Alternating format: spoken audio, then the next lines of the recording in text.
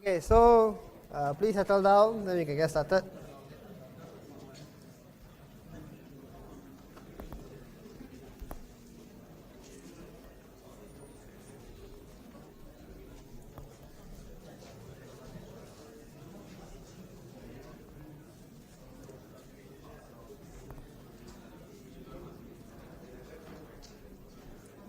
Okay, during the last lecture, we got introduced to MIPS instructions, right? And we saw the basic instructions, right? The add instruction and subtract, okay? And the concept of what is RS, RT, RD. And at the same time, we also got introduced to the instruction set, okay? The instruction set which gives you all the instructions and how to get some information from it. In this lecture and lecture 8 and lecture 9 slides, we're going to explore more MIPS instructions, okay? And we are also going to look at how MIPS instructions translate to binary bits, okay? And how we can decode that. And in the next subsequent lectures, we're going to go into how these binary bits are propagated through the processor for the processor to make the correct decisions as your code is executing. We're going to start off with memory organization and then go on to memory instructions followed by making decisions. For example, your branch instructions, your jump instructions, how do I code that in my MIPS? And we're also going to look at loops. We know how to write loops in your normal C program. How are you going to do that in your MIPS assembly language? Alright, so first let's look at memory organization. In general, how do you view memory? You can say that it's a one-dimensional array, correct? And each address has 1 byte of data. Okay, each address you have 1 byte of data. And the location of memory is basically known as the address. And this address is given by a k-bit address which is sort of constrained by your design of your processor. Okay, so your microprocessor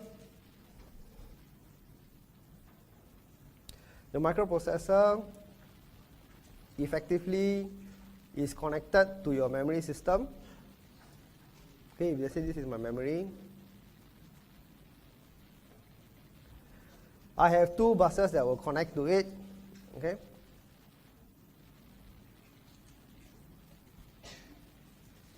One is called the address bus and the other is called the data bus.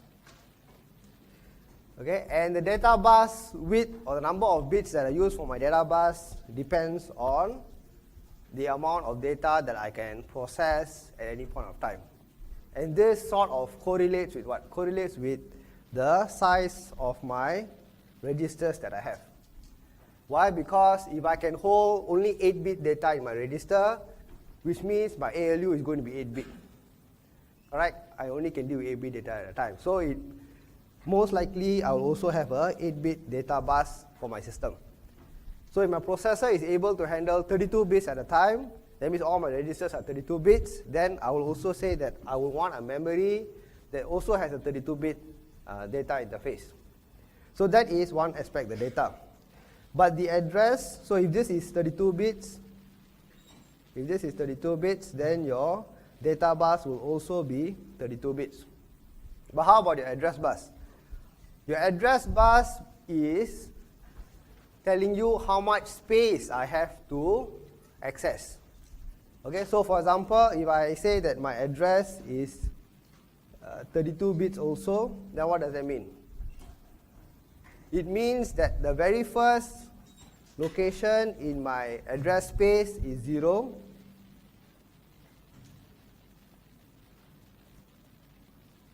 Okay, and my last space is 0x f.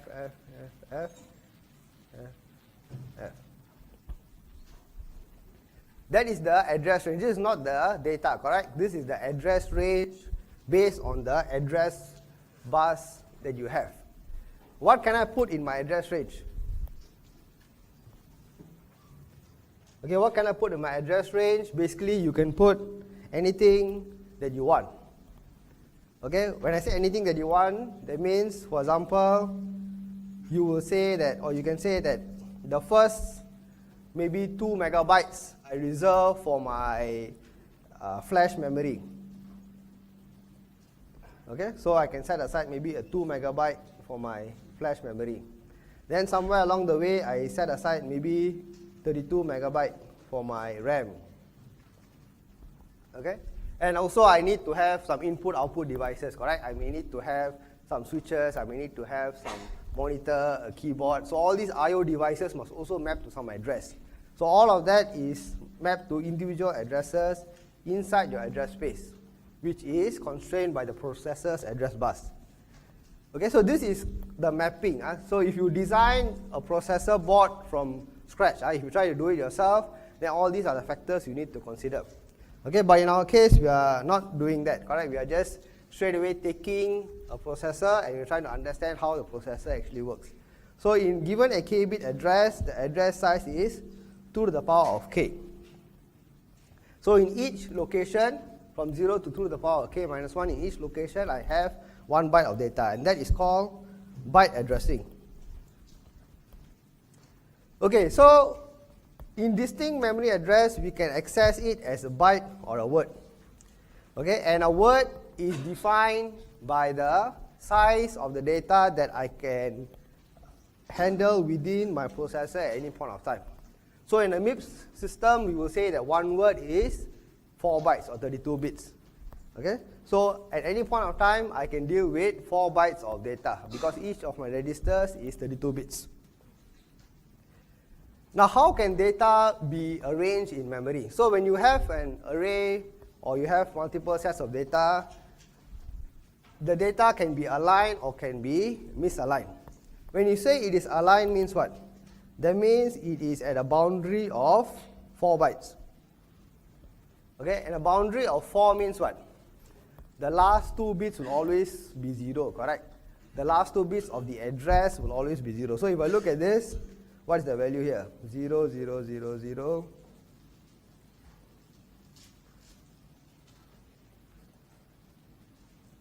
And so on.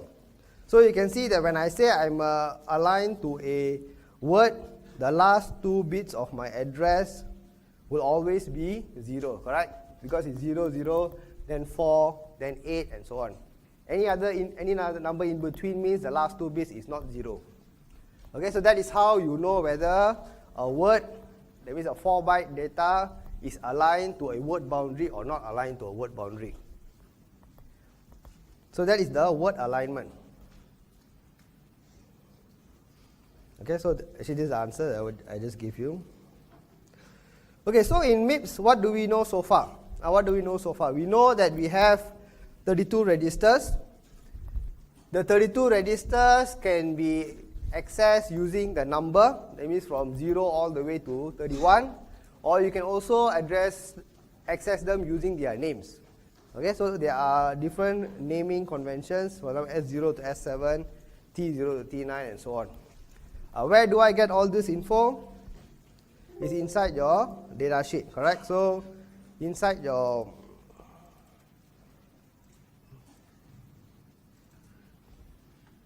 inside your data sheet, you have all this information here. Okay, all your register name and the associated number. So always keep a copy of this, soft copy or hard copy with you all the time. Okay? It's inside IVLE. Okay, so coming back to this,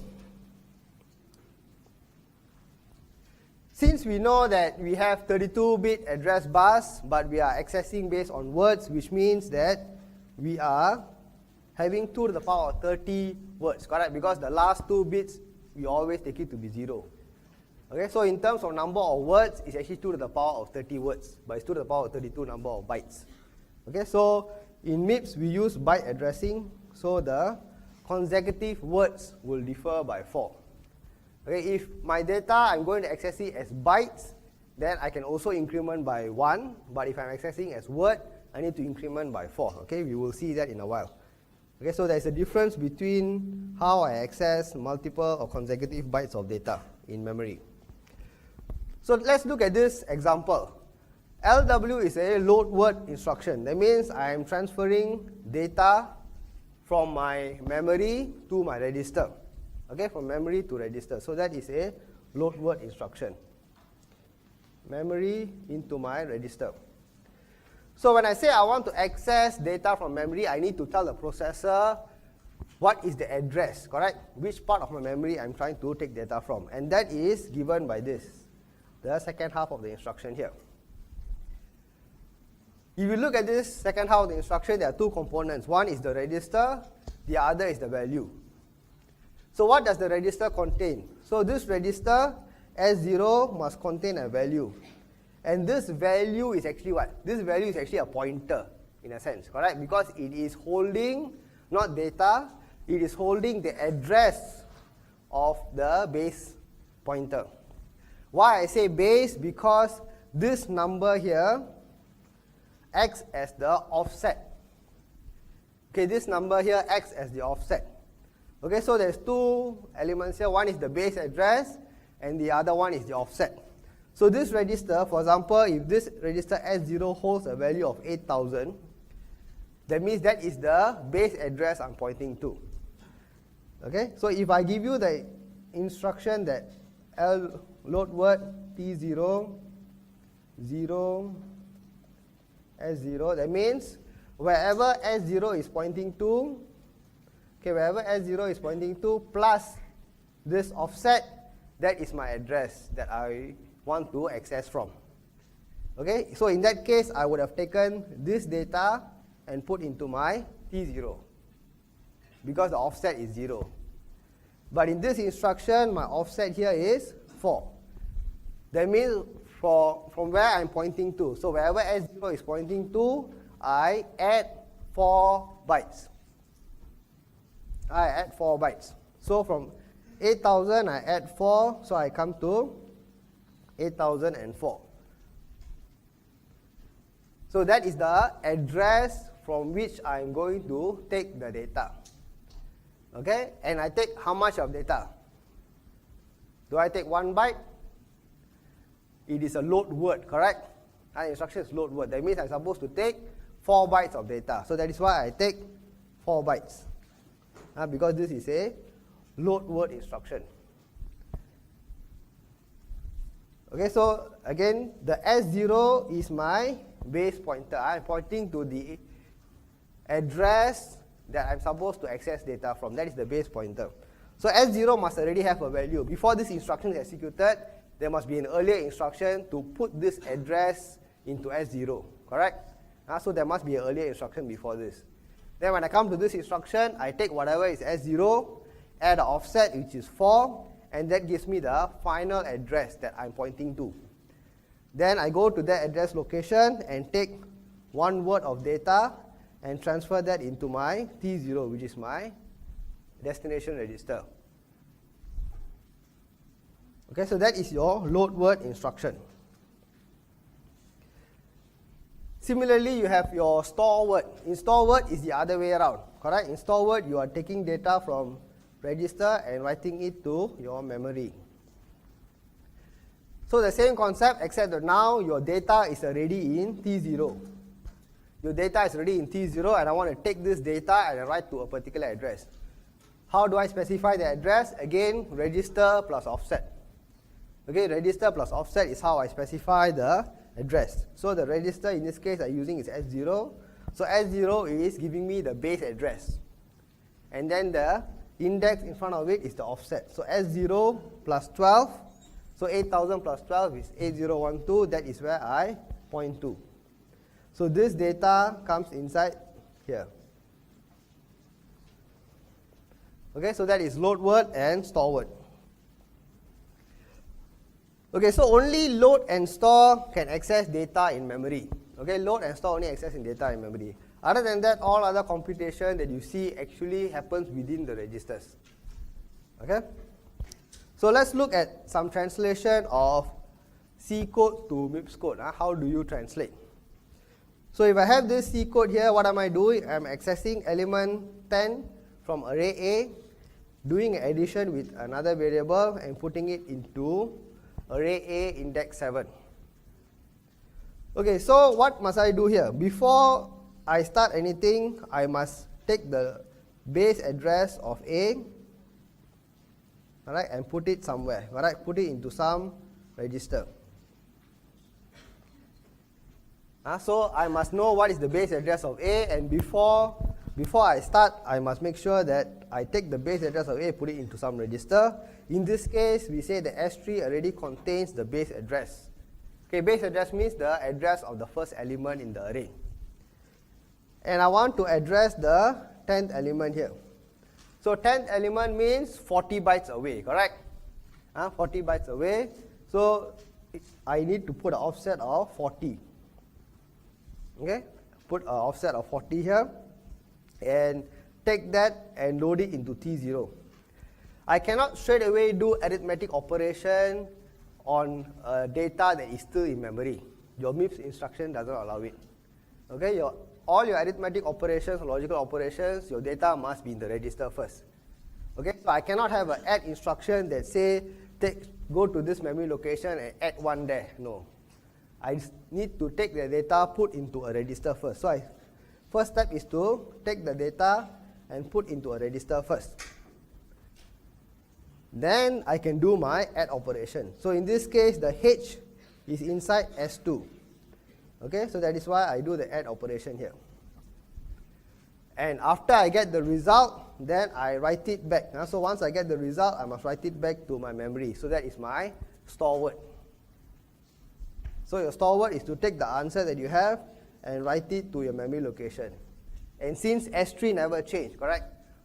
Remember, when you're doing the offset, you're adding, you're not writing back to your base. And this is just doing a S3, whatever in S3 plus 40. I never write back to S3, correct? So your base address, as long as you never change that register value, the base address is still there, intact. So I can still use the same base address, but now I add a new offset, depending on which element I'm trying to access. Okay, so earlier I was accessing element number 10, so I say offset is 40. When I say element 7, then offset is 28. Okay, so that's how you get this. Okay, so just another reminder here that arithmetic operations are registers. You must do it using the data in registers, not in memory. Okay, if you look at your MIPS instruction set, you also have other variants of load word and store word, where you can also load byte and store byte. Okay, so in load word and store byte, what do? You still point to a particular address. Okay, so this still points to an address.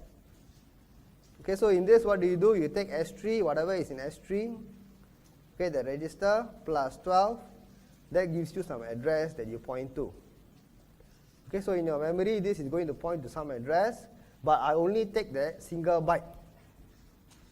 Okay, I only take a single byte and then I transfer it to my register here. Okay, so if I use a load byte instruction, I still point to some memory, but I only take a single byte. If I use a load word, the same instruction, I still point the same address, but I take 32 bits, 4 bytes.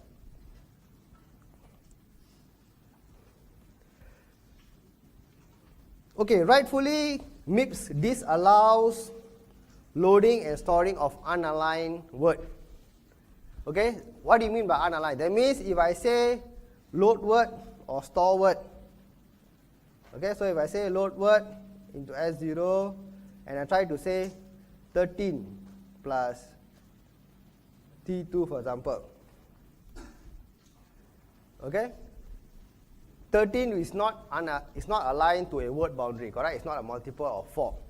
Okay, rightfully this is not allowed.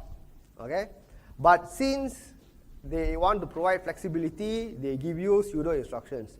Okay, pseudo instructions are considered not pure MIPS instruction. That means if you write a pseudo instruction, you still need to be very careful about the actual processor you're going to run it on. Okay, whether the actual processor you're going to run it on, will it support this instruction or not? Okay, why your compiler, what will it try to do is, if your compiler supports pseudo instruction, it will convert your pseudo instruction into pure MIPS instruction.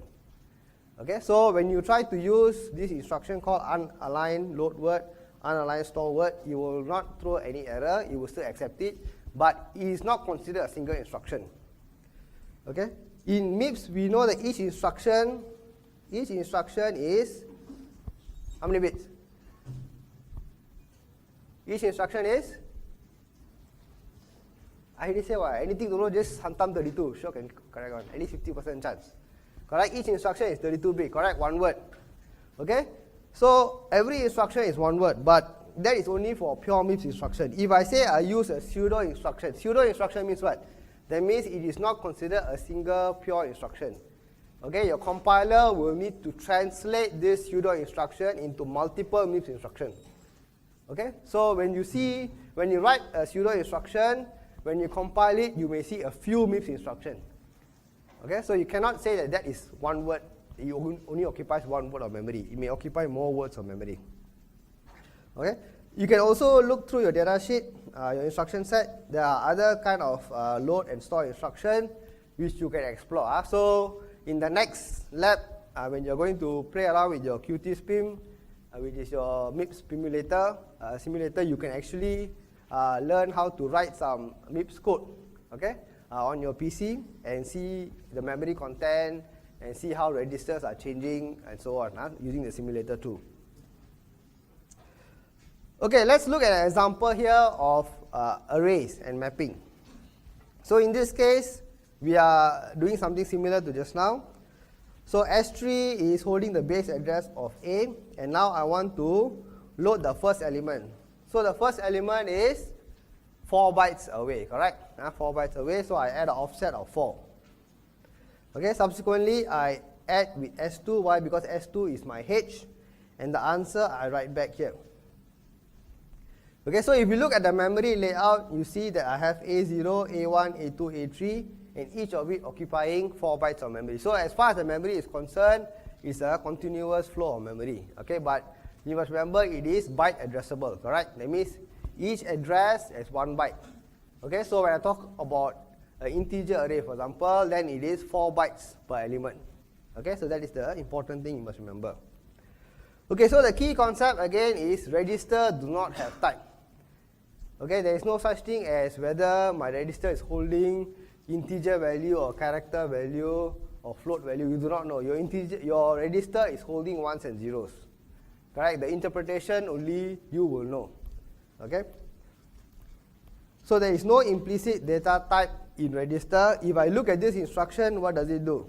I take the data in T0 and T1, I do an add and I put back into T2. So when I do this instruction, rightfully T2 is holding some data, T1 is also holding some data, correct? And then I do the add operation. But when I look at this instruction, what do? I say T0, okay, add with 0, and this actually gives me an address. That means T0 is now holding not data, but holding address. Alright? So only you as a programmer know what is that information inside the register. So if I'm doing data arithmetics or whatever, then I need to make sure that the data is in the register. If I'm now going to use my register for memory access, then the register must hold the address, correct, of where my data is. What happens if I put wrongly? If you put wrongly, then your data will all be wrong. Correct? I mean, if you execute this instruction and you did not make T0 point to the actual memory location, correct? Then what will it do? It will still take whatever value is in T0, correct? So if, for example, T0 is supposed to point to this memory location. At this memory location, maybe the value is 0x1100. Okay? But instead of putting this address inside T0, you put in some data. Correct? You use the instruction, and inside T0, what you have is a value of 5, for example. Okay, you forgot to put the address, you put the data inside T0. Then when you execute this instruction, what will it do? Okay, not 5. Say 4. Then it will try to access from address location 0004. Correct? Because this instruction here is a load word instruction, correct? So when it executes this instruction, you will just take whatever is in T0, add with 0 in this case, because your offset is 0, and that gives you a final address, correct? And this address is actually a pointer to the memory. So I take that data and I move it to my register. Yes. Yes, so your offset here can be positive or can be negative. Can be positive or negative.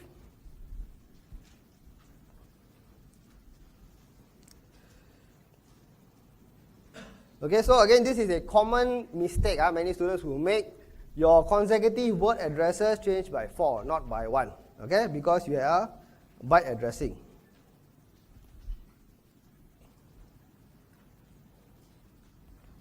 Okay, so the load word and store word instructions must always make sure your offset that you have is a multiple of 4 to make sure you align to the word boundary. So let's take another example here where you're trying to do a swap of variables. Okay, so when I do a swap of variables, what do I see here? I see that my k is mapped to register 5, okay, and then I'm trying to do a swap. So in this case, my base address of V is mapped to register 4 here. Okay. So what I'm trying to do here, I'm trying to shift left 5 by 2 and put inside 2, register 2. So why do I shift left by 2? It is the same as multiply by 4, correct? Okay, I shift left by 2 is the same as multiply by 4. So after that, what do? I take 4, I take the value in this register, add with the value register 4. Register 4 is my base address, correct? So effectively, I'm taking my base address, add to my offset, because my offset here is my k. That is where I want to take my data from. Then subsequently, what do? I do my load and store. This load and store is nothing more than moving data around, correct? How you do your swapping algorithm. Okay, so I load from one place, move to another register, then load with another offset, move to another register, and so on. So this 4 is for what? Because I do a k and k plus 1, correct? Okay, so this currently I'm pointing to V using register 2. This offset 0 is Vk, and this offset 4 is my Vk plus 1. Correct? Because plus 1 in my array is actually plus 4 in my offset in MIPS. Okay, then after I load, then I move around. So effectively what I'm doing is I'm just taking data from 2 places. Okay, move to one register here, and then move to another register here, and then later write back here. Okay, that is what I'm trying to do. I just swap data. Okay, so in your C, it looks like that, but when you translate to assembly, it will look something like this.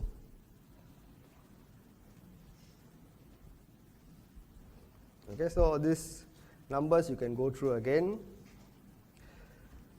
Okay, right now we have covered some simple operations which are in a sense sequential. So you load word, you do some arithmetic with array processing, and then you write it back to another memory location. In C, of course, we have a lot of if-else statements, we have a lot of loops, correct? So we also need to know how to do that in our equivalent assembly language. So our C, what can we do in terms of decision making in MIPS, okay, when we translate from C? We have 2 conditional branches called branch if not equal and branch if equal. Conditional means what? That means you are branching based on some condition to be true or not true.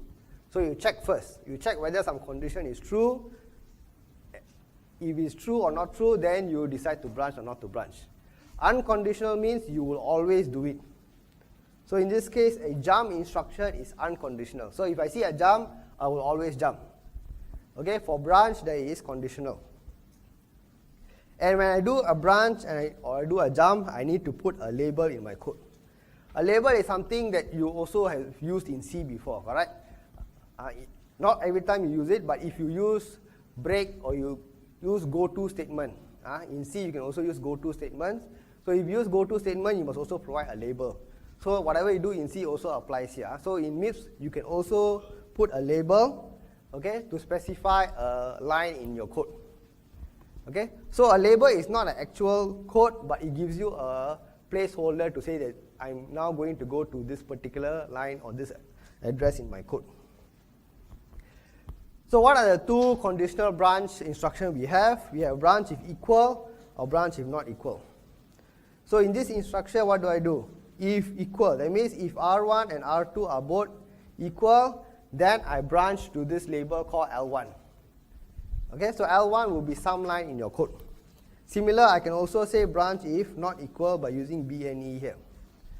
Okay, we will see more application of this when we look at loop.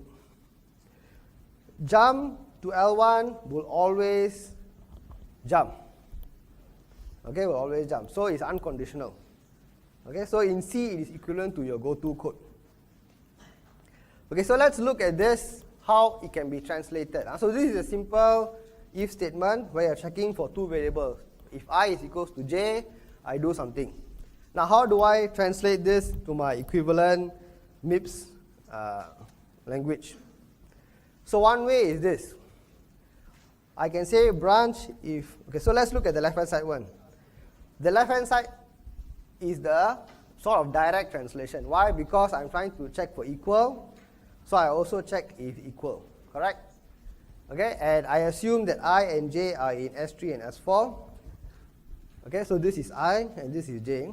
And then I say that if both are equal, go to L1. And in L1, what do? I do the add operation. So this is your G, this is your H, and this is your F. Okay, so this is sort of a direct translation. But if I do a direct translation, what do I need to do? I need to add in an additional jump instruction here. Correct? Why? Because if it is equal, then I do the add operation. But what if it is not equal? So if it is not equal, then I will come to the next line, correct?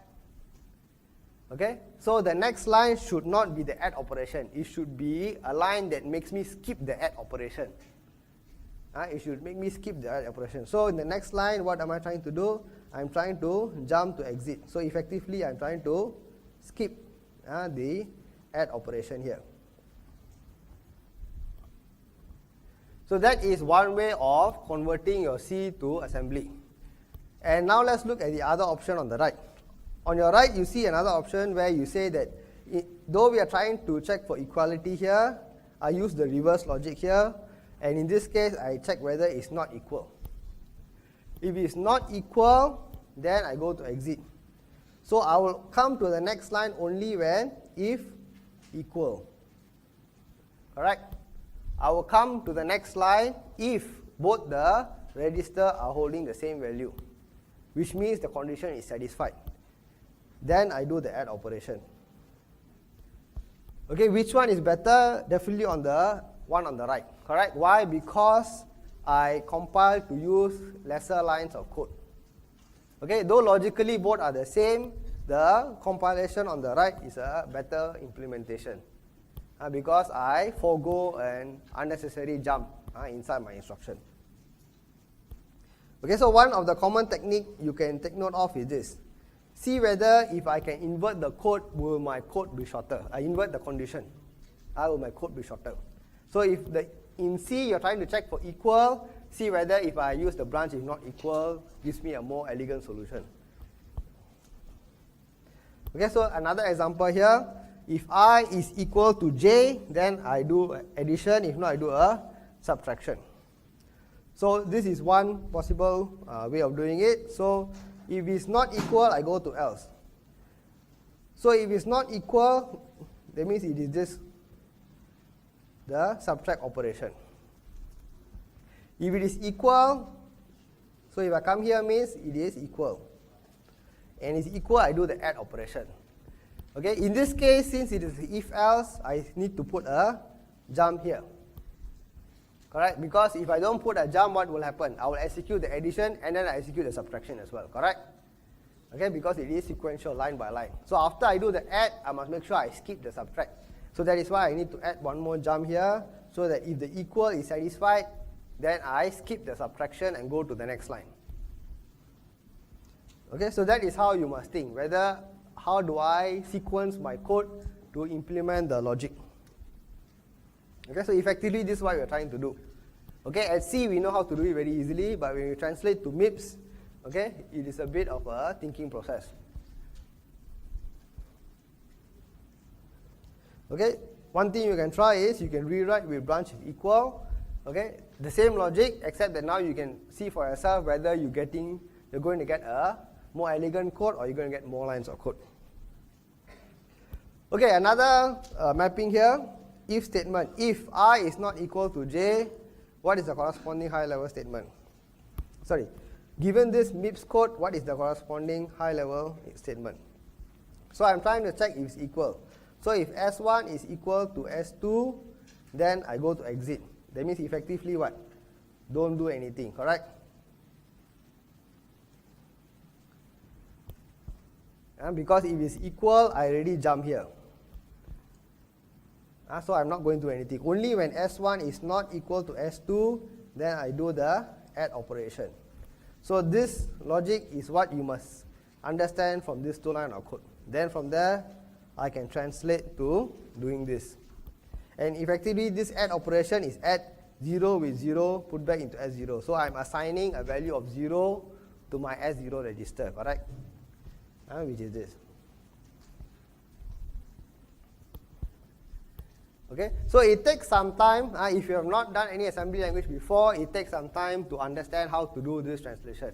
Okay, but once you try a few times, you get the hang of it. Once you know how I translate different sections of C into my MIPS, a few examples, you'll get the hang of it. Okay, so now let's look at loops. Just now we saw the conditional statements, if-else. So if I have if-else statements, how do I translate to MIPS? Now let's look at loop. Okay, so the key concept is any form of loop can be written in assembly with conditional branching and jumping. Okay, so in this, while j is equal to k, I do the I equals to I plus 1. Okay, how do I rewrite it using a goto statement? Okay, so you can translate this simple C loop into a goto statement in your C as well. Alright, this is still C. Alright. So if j is not equal to k, then go to exit. Okay, why? Because the loop will only carry on if the condition is satisfied. So if the condition is not satisfied, so in this case, not satisfied, then I exit from the loop. But if the condition is satisfied, then I increment and repeat one more time. Okay, so this is a valid C code. Of course, we don't usually write this way because we have our loop format to do this kind of things. But once I know how to translate a loop into a goto statement together with labels, then I can translate that into my MIPS code a lot easier. Okay, if I directly look at my C at first, you may not, if I just look at this at first, you may not know exactly how to do it. But if I can translate it into this, then you will see in the next slide that it's a lot easier to do a one-to-one mapping to your MIPS assembly language. Okay, why? Because in this case, I can say this not equal is your branch if not equal. Correct? Okay, so if it's not equal, I automatically go to exit, and then if it is equal, I do my add, and then I repeat again. Okay, so any loop that you have, if you can translate it to your goto statement with your label, okay, then from that goto statement and your labels intermediate step, you can easily translate to your MIPS assembly language code. Okay, of course, if you can straight away from here, if from here directly you want to go to MIPS using your own thinking, also can. If you think I don't want the intermediate step, straight away I can see and do it, then it's also fine. But this intermediate step is to help you. Okay, if you rewrite with goto. Okay, so let's try this. Write the following loop statement in MIPS. So in this case, I have a for loop.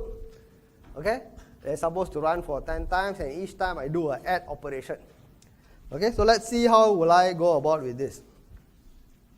So add 0 with 0 and put into S0. So the initial value of S0 is equals to 0. and add immediate 0 with 10 put into S1. So my immediate value in S1 is 10. Correct? 0 plus 10 put into S1 is 10. Next, I say branch if equal S0 with S1 go to exit. So right now, is S0 equal to S1? No, alright? S0 is not equal to S1, so I will not take the branch. Alright, I will not take the branch. So if I don't take the branch, what will I do? I add S2 with 5 and put back into my S2. And what is S2? S2 is my variable A here.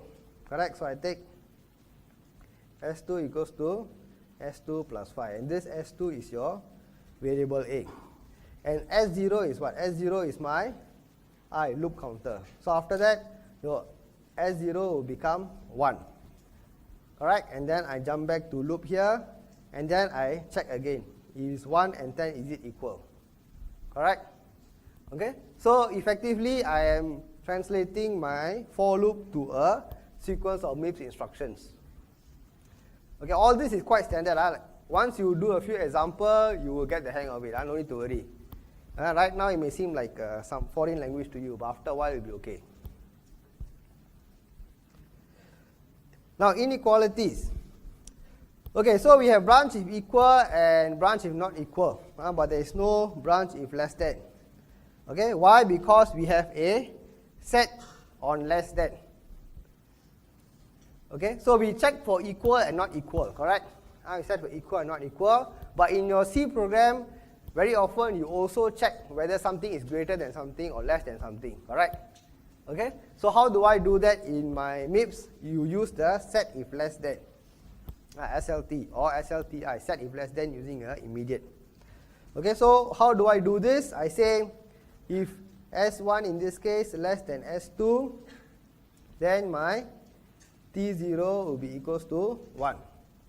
So set if less than. So if the less than is true, then I set. If the less than is true, then I set the register. When I say set the register means the value will become 1. Okay, if not, it will become 0. Okay, so that is the equivalent. And this is the equivalent here. So I check for the condition. If the condition is true, then I do this. If the condition is false, then I do this. 1 and 0. So now let's do a combination of the instructions so far to build what we call a BLT, branch if less than. So we do not actually have a branch if less than, correct? Because we have branch if equal, branch if not equal, and you have set if less than. So how do I combine these to say branch if less than? So I try to compare two values and say branch if less than. So one possible way is to say set if less than. So if S1 is and S2, S1 is less than S2, then your T0 is equals to 1. Okay? If T0 is equals to 1, that means what? This branch if not equal. So will T0 will be equal to 0? No, correct? Because if the less than condition is true, then it means that your T0 is equals to 1. Correct? Which implies that this branch if not equal will be true. Correct? Because this is 1 and this is 0. They are not equal. Correct? Okay? So since it's not equal, then the branch here is taken. Okay? So you must think a bit differently here. So again, what are we trying to do? We are trying to build a branch if less than. Okay? Using two different instructions. So the first instruction is to say set if less than. So if S1 is less than S2, the condition is true. If the condition is true, then my T0 will be set. That means T0 is equals to 1. Correct? And then I say branch if not equal, T0 with 0. Okay? And if I do this, then what will happen? If T0 is set, the condition is true, then this is not equal. So if this is not equal, then the branch will be taken. Alright, so this is equivalent of this. That is one way of doing it. Okay, so of course you may ask, why are we like going around and touching the nose, something like that, correct? Why don't I just say branch if equal T0 with a register, for example, S0 to L. And then I say S0 got a value of 1 inside, correct? Okay? If I want to do it this way, that means what? I need to have one more additional instruction to put a value of 1 inside my S0, correct? Okay, so it is an additional instruction that will be inefficient. Since you already have a 0 register, so you have to remember your MIPS compiler will always try to optimize whatever it can. So you already have a register with a fixed value of 0. Correct? So it will try to make use of that in whatever way it can to optimize your code. So even though I can say this seems like a more straightforward thing, but I still need to have an additional instruction to put a value of 1 inside. Okay, so that is why the compiler will choose this option to go about with your conversion. Okay. So BLT, actually we do not have it, but in your instruction set, there is actually a pseudo instruction called BLT. Okay, so if you look at your MIPS instruction set, there is a BLT instruction. Okay, but it's not a pure MIPS instruction. So when you write BLT in your code and you compile, it will still translate into something like this. Okay, in the actual assembly language code. Okay, so we always know that we access arrays a lot, and with arrays we have loops. Okay, so how do I sort of combine everything together here? Let's look at this example here where I say count the number of zeros in an array. Okay, so A is an array and I have index I, and I'm trying to check how many elements are 0. Okay, so initial value of a counter is 0, and every time is 0, I take the, initial counter is result, and every time the condition is satisfied, the result will increment. Okay, and then I have a loop counter that will also keep track of my loop. Now how do I translate this? Okay, so let's look at this step by step. Okay, so this T8 is your result. Okay, so T8 register holding your result, which is initial value 0. Okay, your T1 register is holding what? Your I value. Okay, this is your I value, and your T0 is your base address. Okay, so T0 is your base address of your array A. So T8 has a value of 0, T1 has a value of 0, and T2 has a value of 40. Okay, and why are we using T2? To signify the endpoint. The endpoint means the last element in my array. So what are the things that I'm going to go through here? Branch if greater than T1 and T2. Okay, so T1, so this is my array, and I know that T2 is already pointing to my last element, and T1 is pointing to my first element. So if T1 is greater than or equal to T2, that means I already completed, correct? Because my T1 is supposed to be incrementing to the next element in the array step by step. Okay, so if I don't branch to the end, that means I haven't finished. What do? I take T1 shift left by 2. Okay, shift left by 2 is equivalent to multiply by 4, correct? So that is to increment based on multiple of 4. Okay, so that is this. And I take it and I put it into T3. So now T3 is T1 shift left by 2 and put into T3 register here. Okay, and then I take T0 add with T3. So T0 add with T3. So this is my base, correct? And this T3 here is my offset.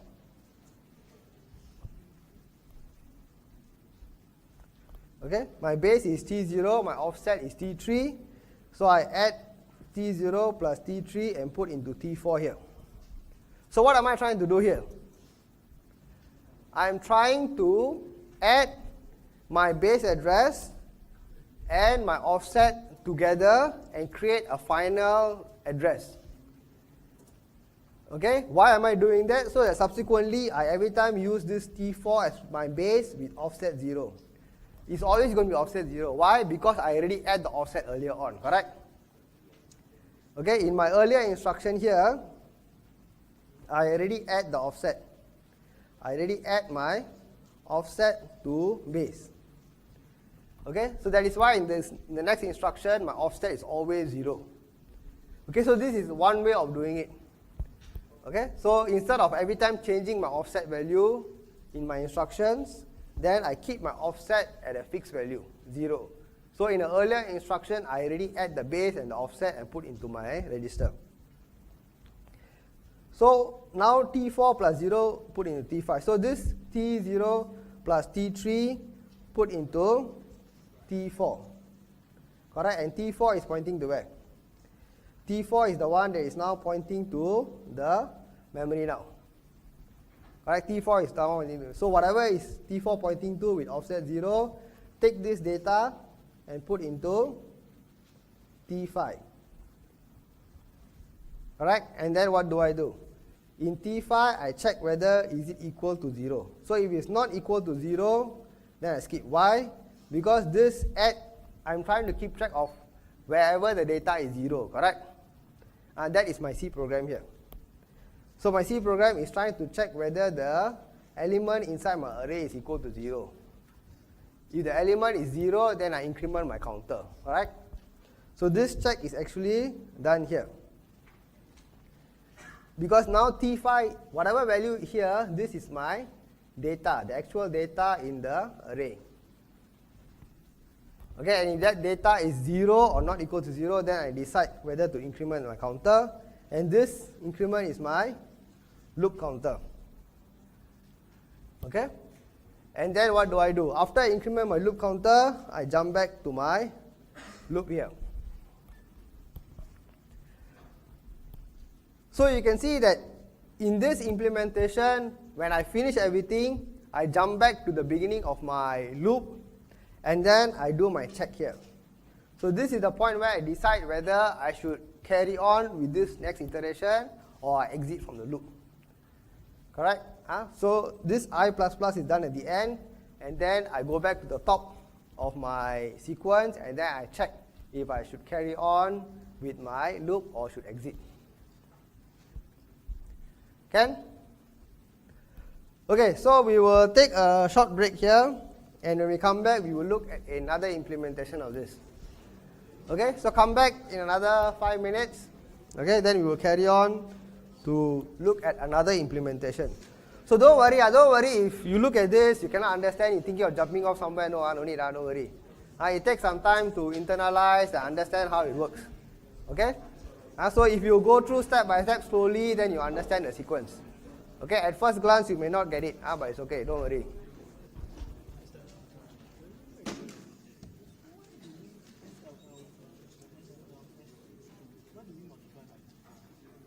Because everyone is 4 bytes. You can add 4.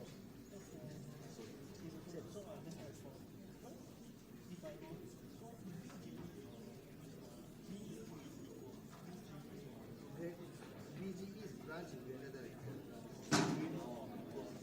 So if S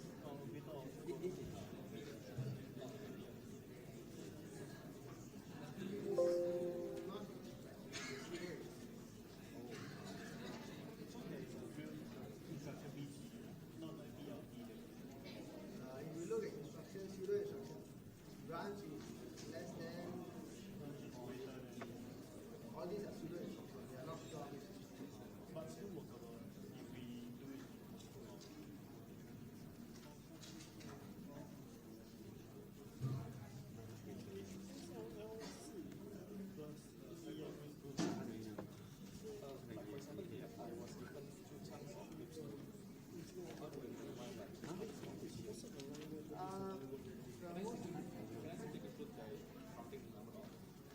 Counting number of lines in the first step. Let's say work with the same number of lines, then you use loop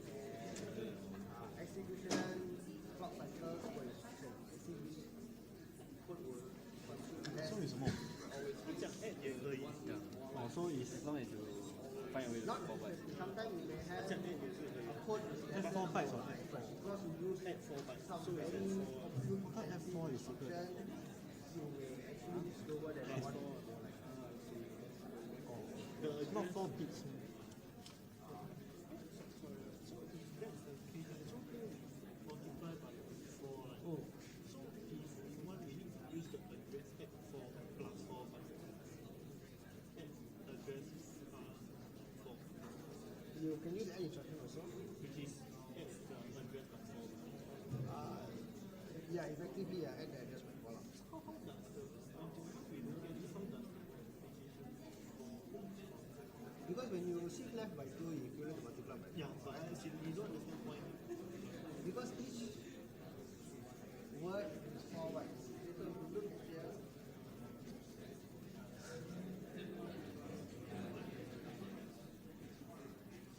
so each word is 4 bytes. Okay,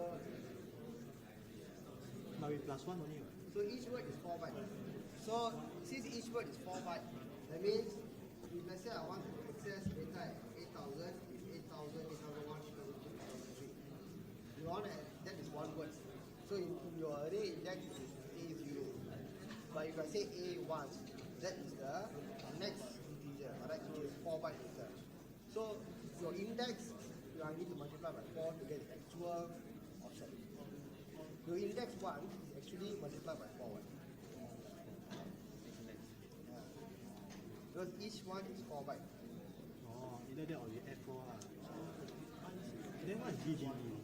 Bunch is greater than the later I'll show you. So, since you say each instruction is 32 bits, when you for each register is instruction, The then I data, don't get what this one we'll do next lecture. then for just now when you said for arrays each element is 1 word, 4 bytes. But what if it's like a double? Then it must be 8 lah. So So in you this need to case we do, are assuming you're that assuming it's integer. sorry, I don't get this slide. So each word is 4 bytes, correct? Yes. So basically, which means that That's 32 bits. Yeah. if I use 32 bits for my address bus, Yes. that means I can access 2 to the power of 32 different address locations. Okay, just location in the memory. Yes. But since I'm dealing with words, which means I divide by 4 means it becomes 2 to the power of 30 words. Because the last 2 bits will always be 0, correct? For word. Because 0, 4, 8, 16, if you look at the binary, the last 2 bits will always be 0.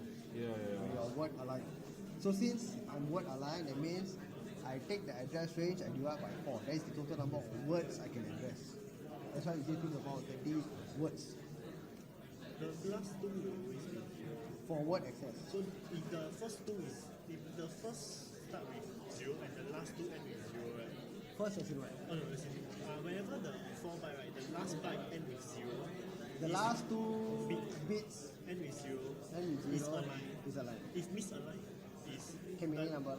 then what happens if misaligned? What If you is a misaligned, then you cannot use float word and stored word. You cannot use LW and SW.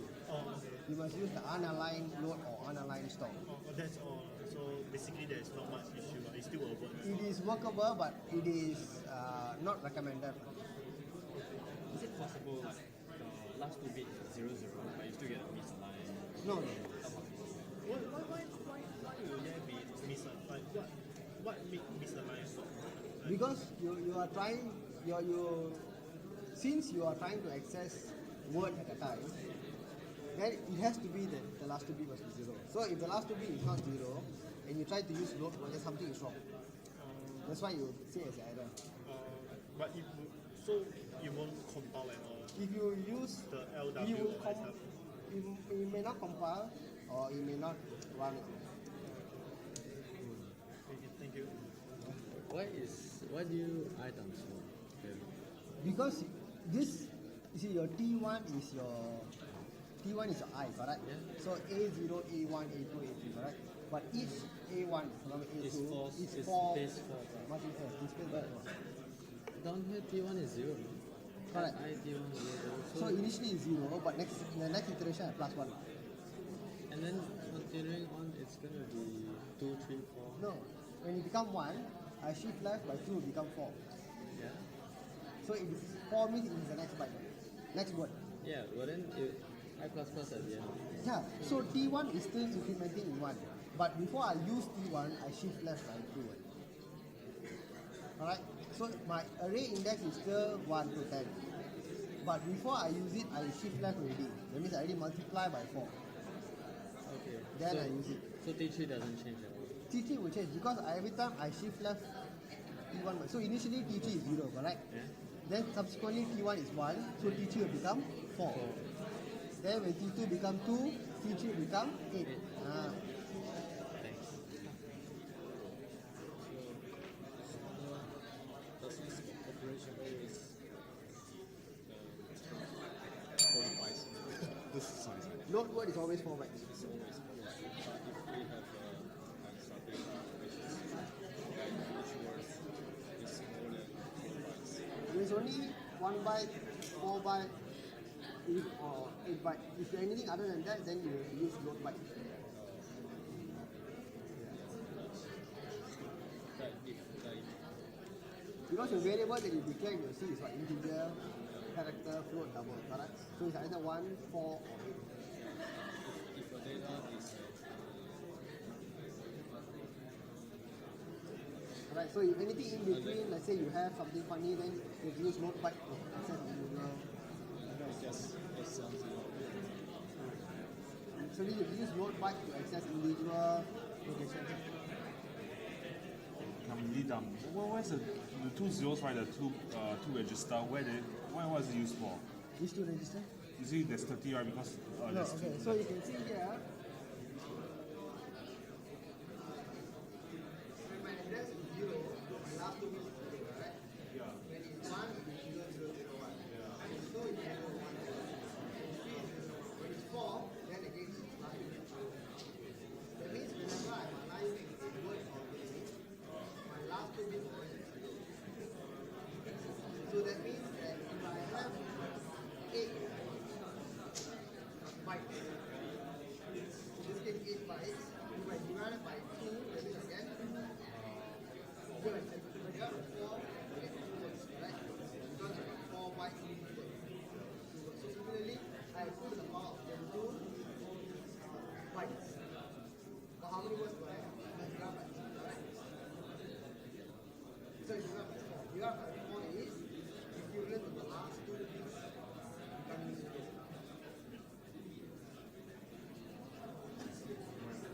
Yeah, but later I'll show you.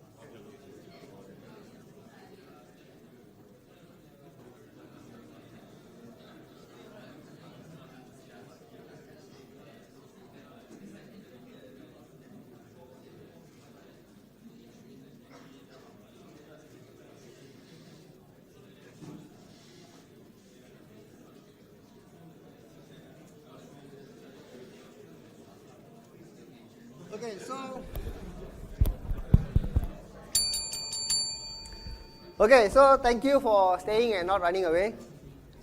Okay, just to clarify some of your questions just now. If I look at this slide just now and we say that your C translates to 2 separate MIPS, okay, which one is better? Which one is better? So in this case, it can, by first glance, you can say that your right hand side is better than your left hand side because you use lesser number of instruction, correct? Okay? But is it always the case that if I use lesser number of instruction compared to a code that use more number of instruction, does it mean that one is more efficient than the other? So what are the 2 factors when you say efficiency? When you say a code is efficient, means you must look at 2 things, correct? What are 2 things? Hey, what are 2 things? You all are software engineers, right? Huh? Cache? What cache? you need to look at speed and size. Correct? If you look at code efficiency, you look at it in two aspects, code speed and size. So if you say in terms of size, correct, how many bytes this code compile to, correct, then of course one way is you just look at the number of lines or number of bytes, correct, and then you can do a comparison. But number of lines does not necessarily translate to speed efficiency, correct? Why? Because you may have a code with very few lines, but then inside those few lines you call instructions that are very compute intensive, correct? And then you consume a lot of clock cycles, so it's very inefficient. Okay, so you may have a code that is very small, just a few lines, but yet can be very slow. Why? You use very intensive functions like compute, like multiply, like divide. Okay, so things like multiply and divide are very, very compute intensive. Okay, because they take a lot of clock cycles to complete and give you a result. Okay, so your basic arithmetic operations, your shift operations are very fast. Okay, so you need to look at it at multiple angles before you can come to some final conclusion on which is better. Okay, so again, a few of you still are not very sure on the offset of 4. Please go back and understand this concept again. Okay, so coming back to our example just now. Okay, so why do we need to do this step? Now, why do we need to do this step? Some of you ask, why must do shift left by 2? Why can't I just add by 4? Cannot. You can also add by 4, but shift left is more efficient than add. Okay, so that's why in most cases, when you're talking about shift left, we do. Okay, so if you say you want to do add, the problem with add is the first time you add with what? 4, correct? 0 plus 4. Then next time you add with how many? It becomes a different number, correct? Why? Because you're adding with T1. And T1 is incrementing from what? 0, 1, 2, 3. So 0, you plus 4, then become 4. But 1 plus 4, what will become? 5, which is wrong. Correct? Okay, the offset, the index was a multiple of 4, correct? So when your index is 0, it should be 4. When your index is 1, it should be, sorry, when your index is 0, it should be 0. When your index is 1, it should be 4. Correct? And so on. So each time when you say you add 4, it's not going to work. Okay? So you need to think carefully on how you want to do this. If you do not want to shift left, the other option is what? You can do multiply. But in most cases, we will not do multiply or divide because it's very expensive. Okay? So the shift left or shift right is a much more better solution. Okay? And another question you ask is, why do I do this? Why I do this is because I want to keep this constant. Okay? I want to keep my offset constant. So I add the offset to my base up front.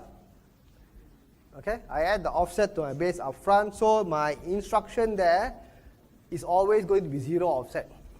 Okay, so let's look at another example over here to see how it works. So in this example, what do you see? You see similar, except that what do you do here? You, instead of trying to look at it in terms of number of words, you look at it in terms of number of bytes. Okay? Why do I look at it in number of bytes? Because by looking at it in number of bytes, you can see that I do not have a shift left instruction here. Why I don't have a shift left instruction? Because I add by 4. Okay, so in this example, what I'm doing, I'm doing the same thing, except that instead of thinking of a direct C to MIPS translation, where I increment by I by 1, by 2, by 3, I straight away increment by I in multiples of 4. And since I write it back to my T1, then there's no mistake, correct? Each time it is incrementing by 4. So the very first time, if I look at my T1 register here, I start with 0. Then it becomes 4, then become 8, then becomes 12, and so on, correct? Okay? So effectively what am I doing? This T1 is what? T1, if you look at it here, your T1 is your offset. Okay, why? Because now your T1 add with your T1, where is it?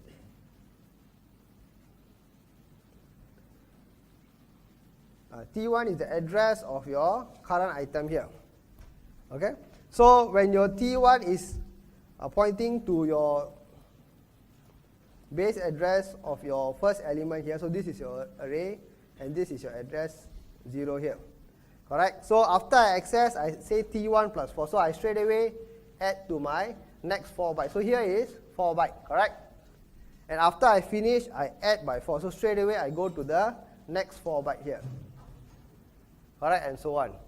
So in this example, compared to the previous example, I remove my shift left instruction.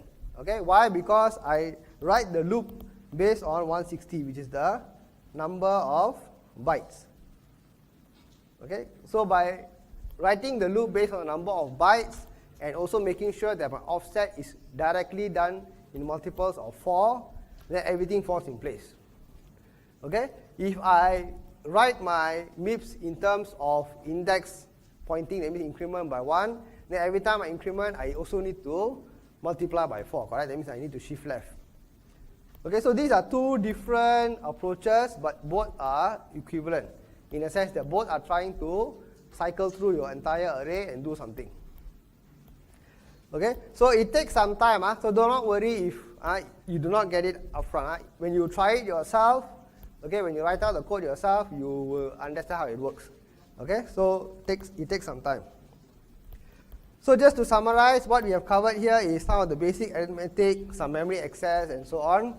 Okay, and we are not going to look at other things here like linkers, stack frame, and so on. Oh, interrupts. That is a different module altogether. Okay, so let's go on to the next topic.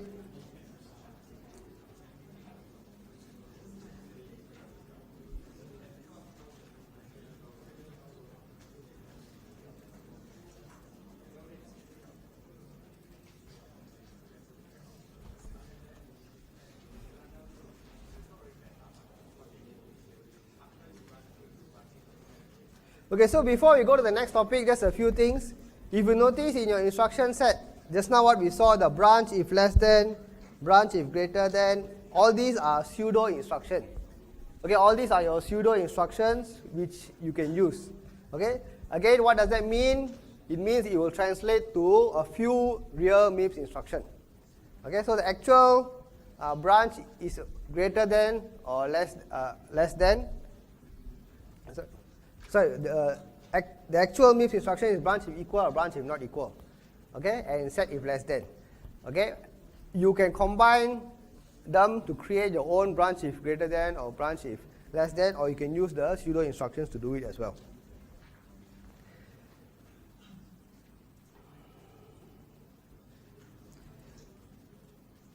Okay, so now let's look at this topic on MIPS instruction format and coding. So we have looked at a few instructions. Okay, we look at your arithmetic instruction, your shifting instructions, your logical operations, and just now we looked at your branch instruction and your jump instruction. Okay, now let's look at what we can do. Okay, let's look at what we can do. Let's look at how the instructions are encoded inside your memory.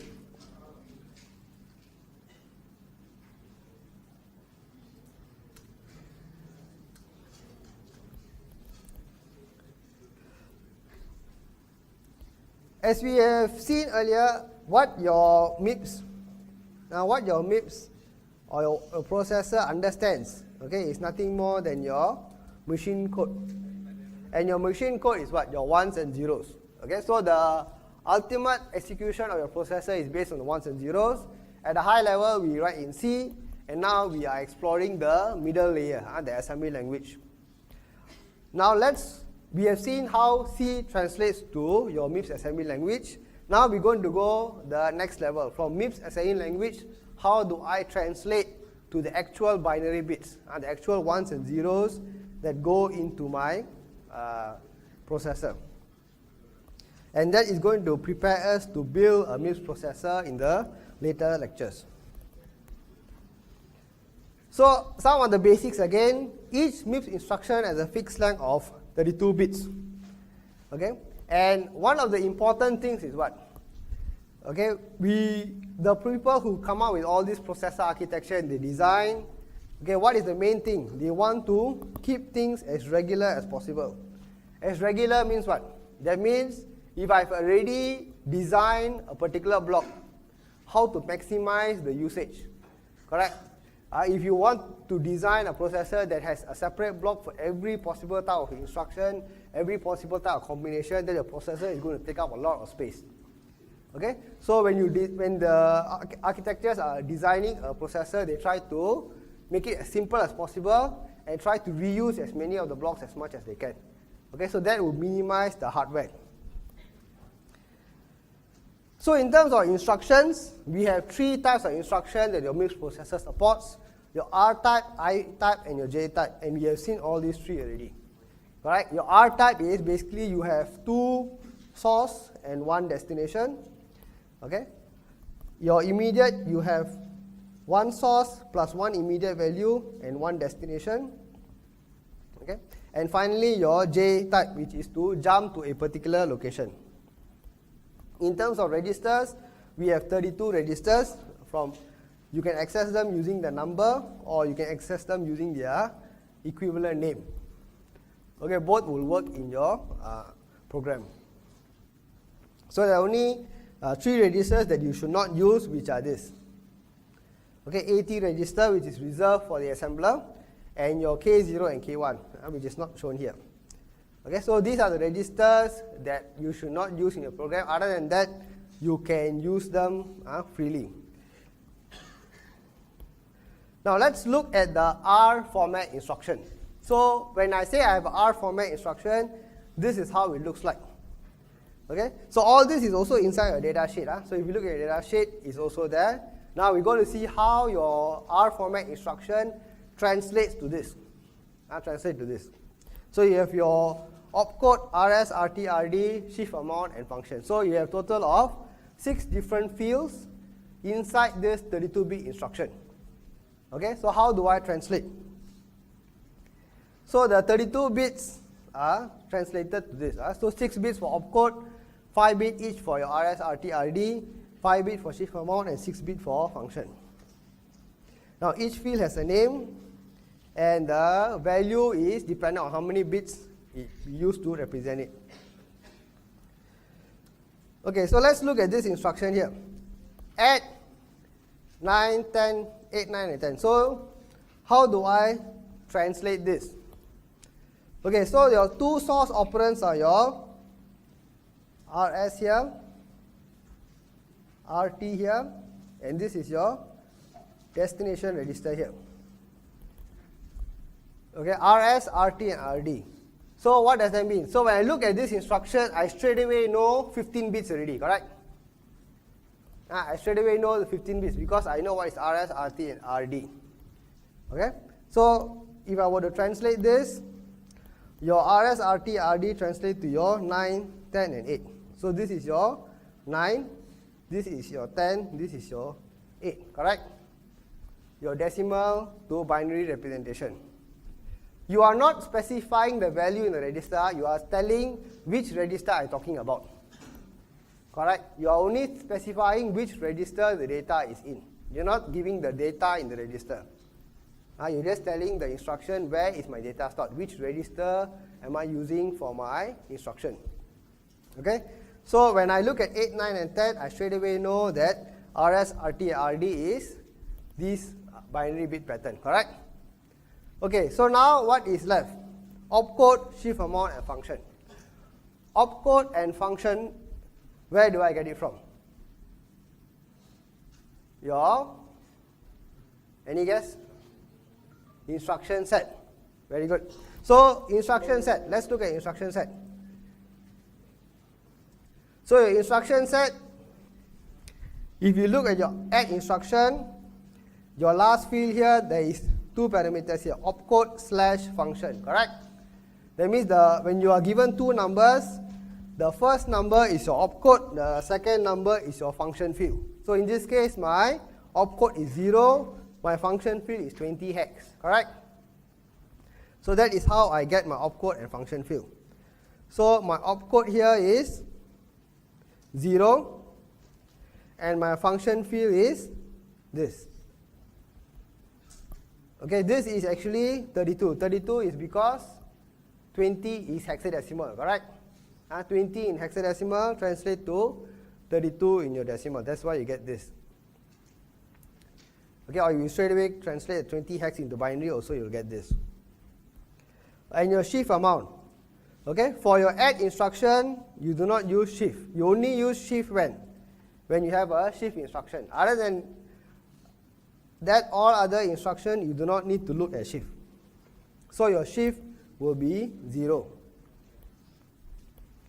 And once you get all these instructions, what does that mean? That means you already have your answer.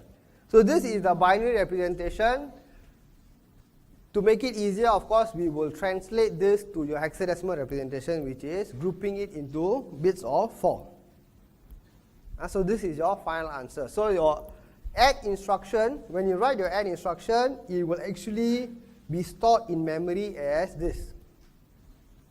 So if I were to look in your memory, this is what you will see. When you do your lab in your QT SPIM, you will actually be able to look at the instruction, and you will also be look at the memory view. Okay, and you will see that, for example, if I key in this instruction and I compile my code, you will actually see this stream of binary bits in your memory. Okay, because that is how this instruction is encoded at the lowest level. So it's not too difficult. It's not too difficult. The only thing that you get confused is what? Okay, your RS and RT come first, then your RD come here. Okay, the order is a bit switched. Why? Because the people who invented this got nothing else better to do. Okay, that's what I also think. I don't know why they do it this way, but they do it this way, so we follow this way. Okay, so that is the only thing you must remember. Your RS, RT, RD in your instruction, but when you write your assembly language code, your destination register comes first, correct? Then your RS, RT will come. Okay, so that is the only thing you must take note of. Other than that, it is quite straightforward to translate. Now let's look at this. So in this case, you have a shift left instruction. So shift left, shift right instruction. Again, there's a slight trick involved here. Okay, you know that you're supposed to shift register 9, correct? And you know this is the shift amount. And you know that this is the final destination register. Okay, but this 9 is stored where? Okay, most of you all will think it's RS, but it's actually in your RT register. Okay, so for shift left instruction, okay, your source register is actually in your RT. Your RS is 0, it's not used. Okay, your shift amount is here. Okay, your destination register again is here. So all of this is direct translation.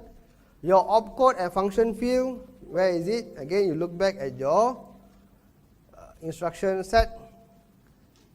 Shift left logical, you can see opcode also 0, function field also 0. Okay, so that's why you get 0 and 0 here. Okay, and once you get all these fields, the right value in the right places, you translate to binary, and then you convert to hexadecimal. Okay, so that is the step-by-step process. Once you do a few times, it's quite easy. So let's try this yourself. Add 1075. Okay, so your RS, RT. So this one is your RS, this is your RT, and this is your RD. Alright, so you must remember in terms of translation, this one comes first, this one comes second, and this one comes last, correct? Okay, and then this one is your opcode, plus it translates to your function field, correct? And for your add instruction, there is no shift, correct? Shift amount is 0. So once you understand those parts, then it becomes quite straightforward. Okay, for add instruction, what we saw, you translate to binary, and then you have hexadecimal representation. Okay, it is a systematic process. Okay, so quite straightforward as long as you don't make any careless mistake. Now that was R-type instruction. R-type instruction. So for R-type instruction, we have 2 register plus 1. Your operands are 2 registers plus 1 destination, or in the case of your shift, 1 register and shift amount. Next is your I-type instruction. So in your I-type instructions, you have the ability to specify an immediate value. Okay, so how do I specify immediate value? So your immediate value is specified by the last 16 bits here. Okay, so the last 16 bit will be added to your immediate field here. Why? Because you only have 1 source register and you are doing an operation with the immediate field, correct? And then you put into your final register, which is your RT. So in this case, for your immediate instruction, there is no RD. There is no RD. There is opcode, RS, RT, and immediate. Okay, so the similar name, but except the RD is now removed. So your RS is your source, and your RT is the final sort of target register. So again, you see in your R-type instruction, your RD is where the final value goes to. But in your I-type instruction, is RT where your final value goes to. Okay, so you must again take note of this difference. So again, if you look back here, in your R-type instruction, your RD is the one that holds the final value after the operation is complete. Okay, but for your I-type instruction, okay, it is your RT that holds the final value after the operation. So we say the last 16 bits is your immediate value, okay, and we say that it is treated as a signed number. Okay, signed number means it is 2's complement representation. Okay. Now, when I say sign means what? That means the offset that you have maximum is 16 bits. Okay. Now, that gives us some limitations. Okay, so let's look at that in a while. Okay, now let's look at this example here. Add immediate 2122 minus 50. How do I translate this? Okay, so your add instruction, okay, add immediate. So add immediate and add are 2 different instructions. So they do not have the same opcode or same function field. Something will be different. So if I look at add immediate over here, okay, add and add immediate are 2 different instructions. So the format you can see here, add is considered a R-type instruction, whereas add immediate is considered a I-type instruction. Okay, and here the operation itself, you can see the difference. Here is RS plus RT go into RD. Here is RS plus sign extend immediate go into RT. Okay, if you recall your tutorial 1, your first question was about this, correct? Sign extend immediate. Okay, so you will see that we are going to use this in a while. When you provide a 16-bit immediate value, you must do a sign extension before the add operation is done. Okay, why you need to do the sign extension? Because the ALU you design is already a 32-bit ALU block, correct? So your adder, your shift left, whatever that you've designed, everything is 32-bit. So before I can do the operation, I need to match my data to the hardware that I have, so I will do a sign extension here. Okay, so that is what I'm doing here for the immediate value, followed by addition with RS put into RT. Now over here, what do you see? You only see one number here. Okay, so in this case, the opcode and function field. So which one is it referring to? Okay, so if there's only one value, it's referring to your opcode, correct? Why? Because your I format, there is no space for function field. Your I format, there's no space for function field, correct? Okay, only in your R-type instruction, you have opcode and function field. All the other instructions, there is no space for function field. So whatever value that is specified here, in this case, is only your opcode. There is no function field in this case.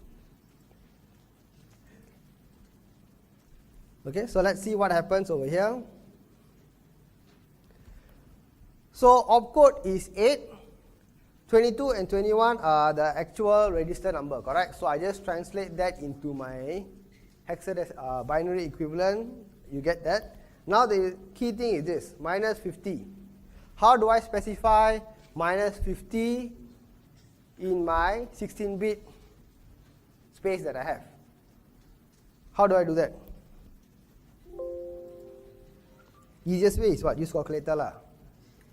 Correct? Don't need to think so much. So decimal 50 negate. Correct? And then what do I take? I take my 16-bit over here. FFFF, FFCE. Correct?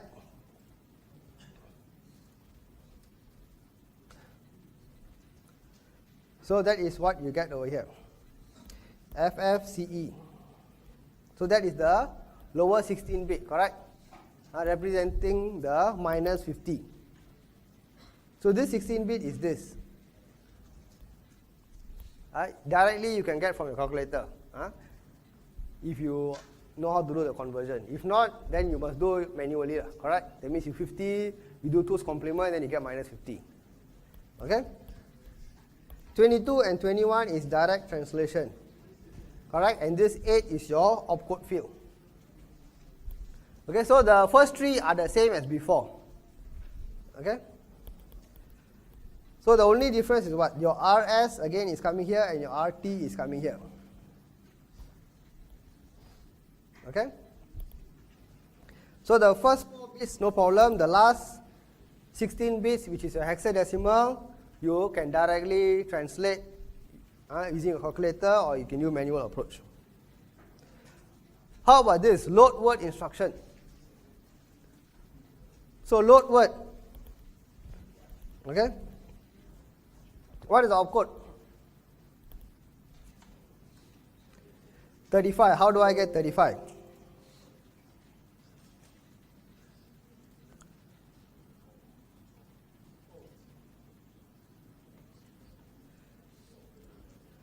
Okay, so where is my load word? Load word is here. So load word, you can see it is 23 hex, correct? Okay, so 23 hex, again, you can just key in over here. Okay, it's your decimal 35. Okay, so that is how you get over here. Your RS and RT is what? Okay, your RS and RT is, so this is your RS. Okay, and this is your RT here. And this is your immediate. So the offset that you specify is actually the immediate value that is in your instruction. Okay, so when you translate that to your binary equivalent, it's just a direct translation. 12 is 1100, correct? And once you get your binary representation, then you just convert back to your hexadecimal. Okay, so you just need to remember the format, how it looks. Okay, again, if you forget, also no need to worry, because you can always refer back to your instruction set over here. Your instruction set also give you this basic instruction format, which bit from which bit number to which bit number for which field. Okay, so you do not need to memorize all of this. It's all given inside your instruction set.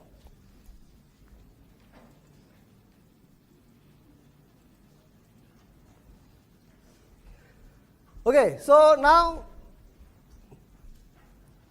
instruction and address. As instructions are stored in memory, they also have addresses, correct? So like what we saw just now, when I have a loop, when I have if-else statement, I may need to branch from one place to another place. I may need to jump from one address to another address and so on. Okay? So that type of instructions, how do I encode it? How do I translate it? So that is where your program counter comes in. What is a program counter? A program counter is a hardware block inside your processor that keeps track of the address line at which you are executing your code. Okay, when you compile your code, effectively everything is stored in memory. Alright, everything is stored in memory. So maybe now you are executing this line. Alright, so your processor must know that if I am executing this line, where is my next line? Is my next line over here? Or is my next line somewhere else? because I'm going to do a branch, correct? Rightfully, if nothing happened, it is line after line, correct? Like how you write a C code is sequential. But if there is a branch instruction, there is a jump instruction, then it's not sequential anymore. So I need to know that I need to go to some other address. My next instruction is not the next instruction. In the address line, it is the some other address. So how do I manipulate that? So that is using the I format instruction, where your branch is actually something known as PC relative. PC relative means what? That means based on where I am currently. Okay, so if I'm currently pointing to this address, my new address is something relative to that address. Okay, that means I can plus minus a certain number of address lines. That is what you mean by relative. So since immediate is only 16 bits, okay, I can maximum jump up to what? 2 to the power of 15 minus 1 to minus 2 to the power of 15 minus 1. Now let's look at this example here. Okay, PC relative addressing. Now if my PC is pointing at this instruction right now, okay, and I say branch is equal to n. Okay, so how much can I jump? Okay, so in this case I want to jump from here to this location here. So this n, when I encode this instruction, okay, this instruction, okay, is going to use the I format, correct? Okay, that means the offset that I specify must be something that I can put within 16 bits. It's something that I must be able to specify within 16 bits. Okay, so there's only a limit to how much I can jump or how much I can branch. Okay, let's look at this example. So if my program counter is at this, I can only plus minus a certain amount. Okay, and that is limited by the 16-bit immediate field here, which is plus minus 2 to the power of 15 locations relative to my PC. Okay, and in most cases, it is enough to cover most of the loops that we write. Now let's look at this. Can the branch target be enlarged? Okay, so if I interpret it correctly, what does it mean? It is 2 to the power of 15 words, correct? Because when you jump to a new instruction, each instruction is 1 word long, correct? Okay, that translates to what? 2 to the power of 17 bytes. Okay, so technically we are actually branching to a larger range in terms of bytes, but in terms of instruction, it is still 2 to the power of 15. Okay, so that branch, okay, technically yes, it is only 2 to the power of 15, but in terms of bytes, it is 4 times larger. Now, how do I calculate this value? Now, how do I calculate this value?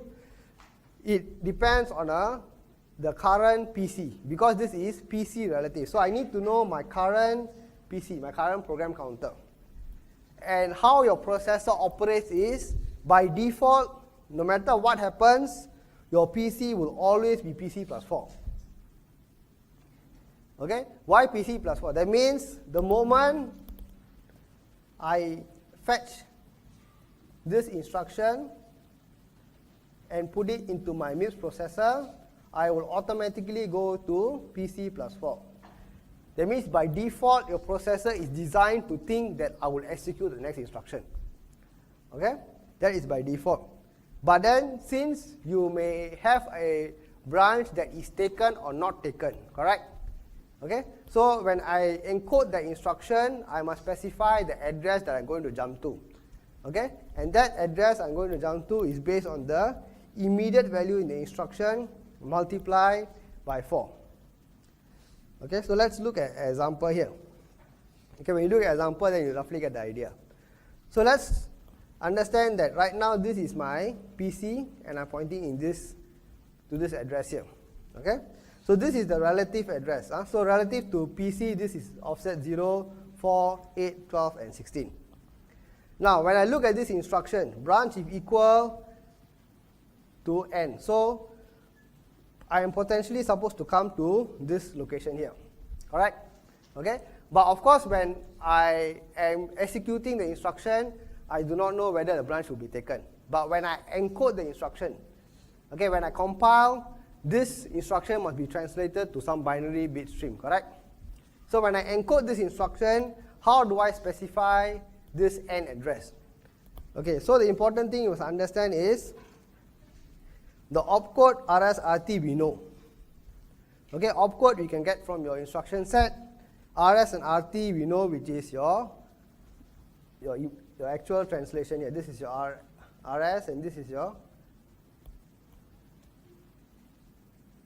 RS and this is your RT here. Now the immediate value, how do I specify?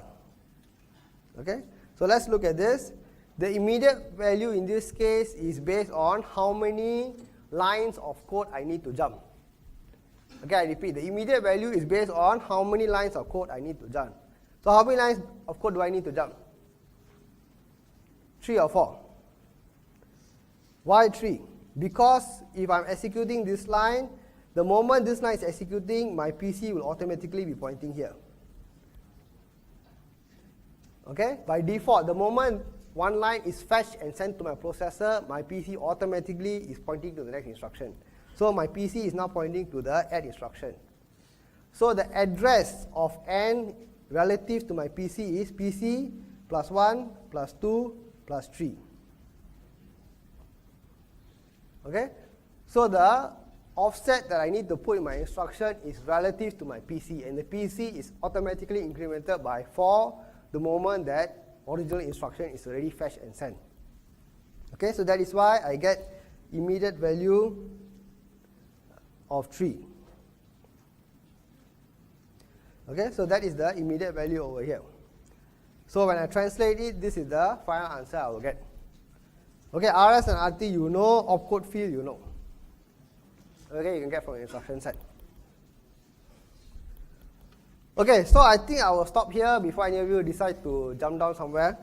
Okay, so just to keep your spirits up, we will have a Kahoot quiz. Okay?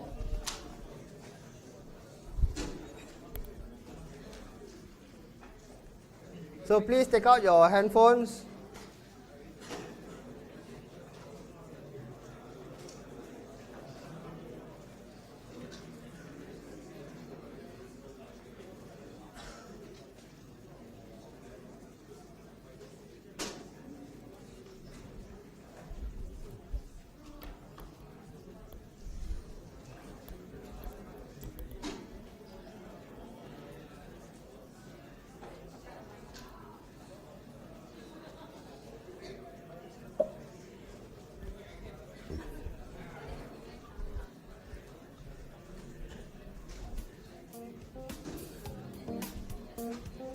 Okay, so while you all are signing in, just again do not be disheartened if you think that you don't know head or tail of what is happening.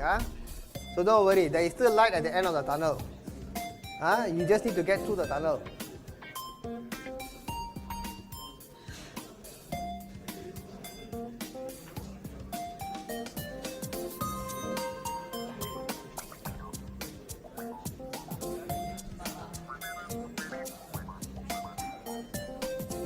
Okay, as you do your labs and your tutorial, then you will get some experience, then you will see it's a bit easier.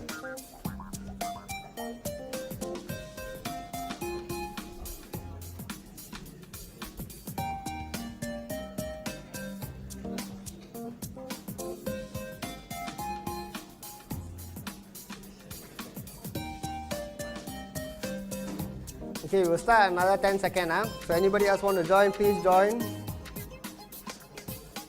Okay, after the quiz start, you can still join. There will still be the thing displayed.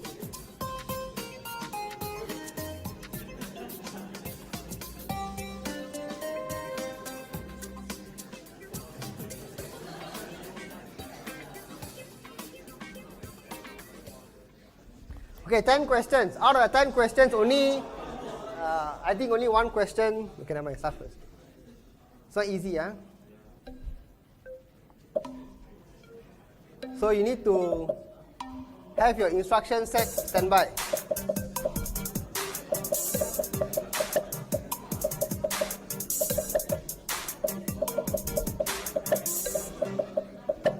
If you don't know, you just try your luck first. Never mind.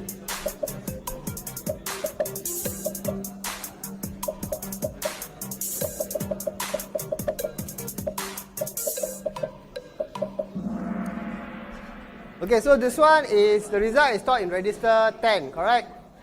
Okay, register 10 is what? So register 10 is what? So register T0 is 8, so T1 is 9, so T2 is 10, correct? Okay, so that is how you relate your register name to your number. Okay? So if you don't have your instruction set, maybe this one you're not very sure. But as long as you know how to translate number and name, that is fine.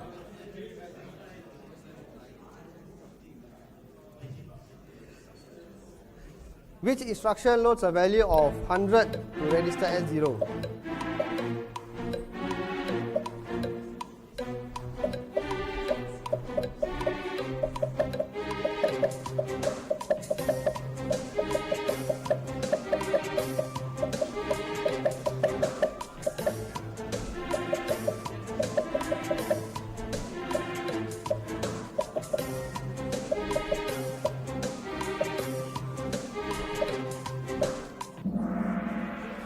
Okay, so this is a immediate instruction, correct? So all is immediate and all is number 16, so you don't need to worry. So S0 is 16, anyway there's no confusion about that. The confusion is, what is the format of your I-type instruction? So your I-type means what? Your destination register here, your 0 register followed by immediate. You cannot put immediate followed by 0 register, correct? The format is the register first followed by immediate.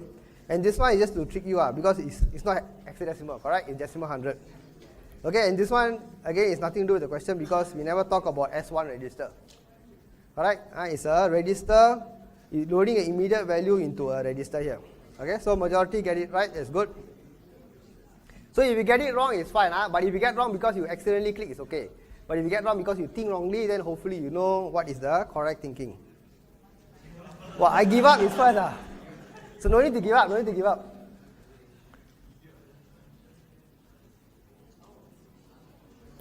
This one I just said only.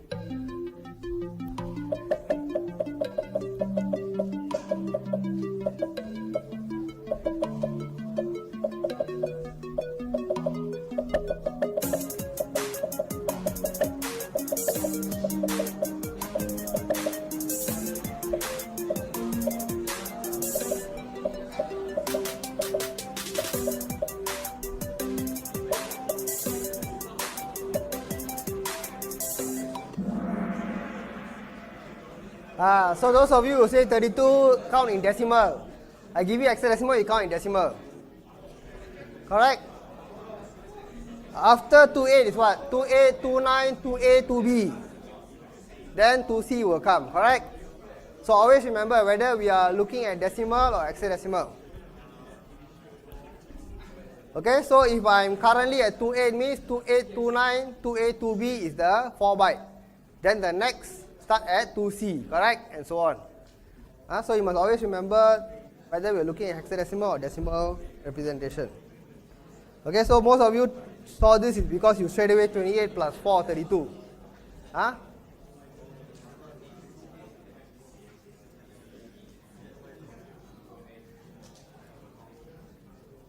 This one should be quite straightforward. Giveaway question.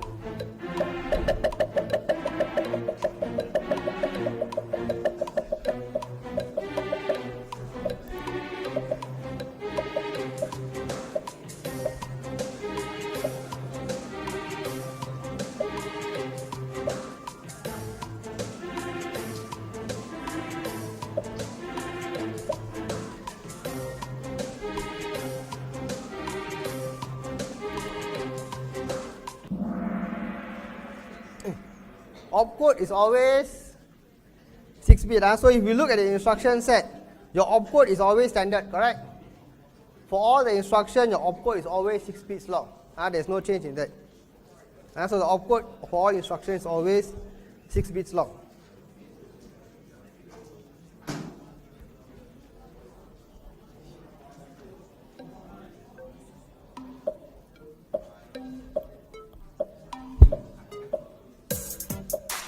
So what does this instruction do?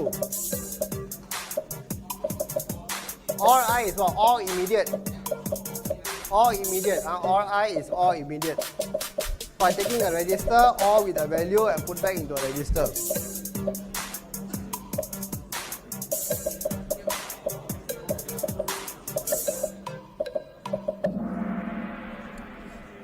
Okay, why is it A? Because you OR with 0, nothing happens anyway, correct?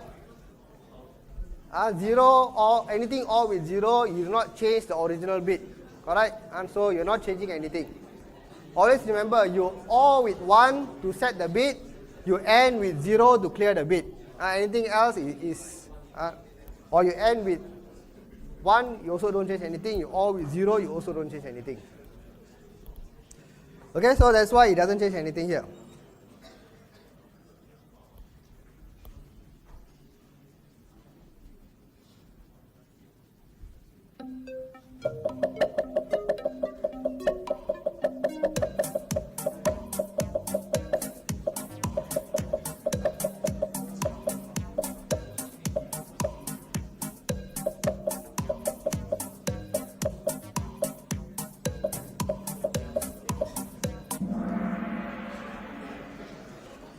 Okay, your branch instruction, I think we just saw it is your I-type instruction.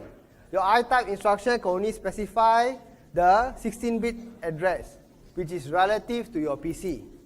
Correct? You cannot specify the exact 32-bit address, okay, inside your branch instruction. You can only specify a 16-bit, which is actually going to be the offset relative to your current PC. Okay, so here is asking whether you can specify the full 32-bit, which you cannot. So that is why it's false. Noslan is bleeding.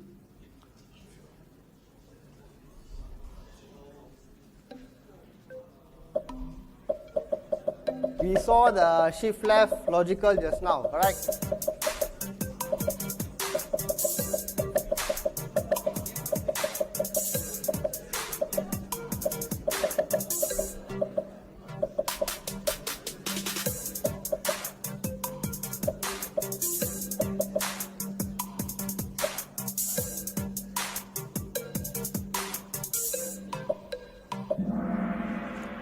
Okay, so shift left logical opcode is 0. Okay? So again, if you do not have access to your instruction set, then you may not be able to answer this. That's fine.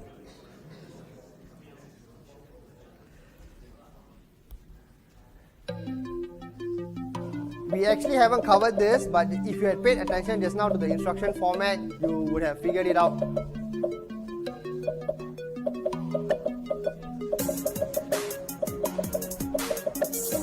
Okay, so this one you just try. We haven't actually covered this yet.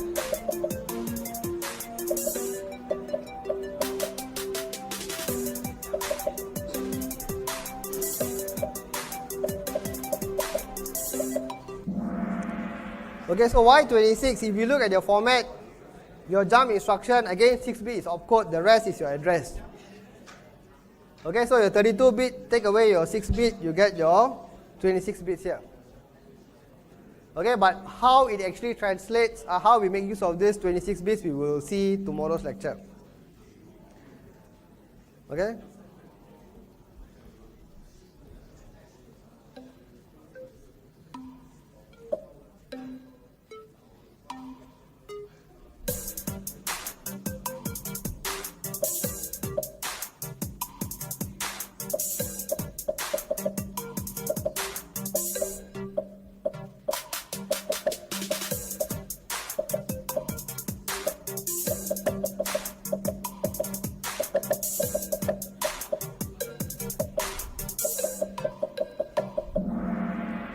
Okay, so this is a store word instruction. That means you're copying data from a register to a memory, correct? So the register is T1, so that one we can see from here.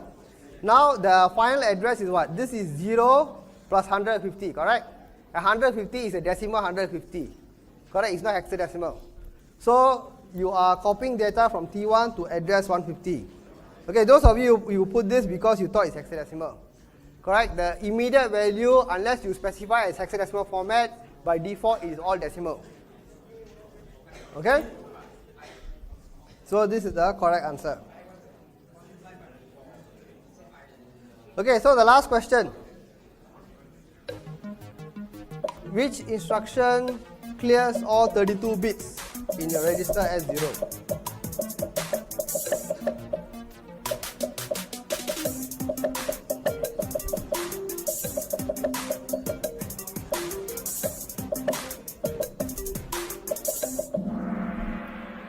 So you got two correct answers. Okay? Why two correct answers? Okay, so we saw that exclusive OR with yourself will clear your register, correct? Okay? Now this one, those of you who chose this, what are you doing here? You are doing an AND with 0, correct? So when you say AND with 0, you clear to 0. But an important question, whether you think about it or not, I'm not sure. But in this case, you are only specifying how many bits? 0000 hexadecimal is how many bits? 16 bits only, correct? But my question asks for 32 bits. How sure are you the upper 16 bit is also 0? Just hantam only, correct? Just click only. Happy. So how do you know the upper 16 bits are 0? Okay? Because if you look at your instruction set, your AND, what does it do? It does a 0 extend of your immediate value. What is 0 extend? 0 extend is you take the immediate value and pad 16 zeros in front of it. So the answer is in your instruction set. So even though I specify lower 16 bit as 0, the processor automatically add another 16 bit in front for me. So I get a full 32 bit of 0. Okay, so even though you got it correct, please understand why you got it correct. Okay, so the winner, CKJ. I have one bar for you. If you come down, who is the winner? Who's the winner? CKJ. Hey, nobody claim, ah? If nobody claims, I will eat, ah?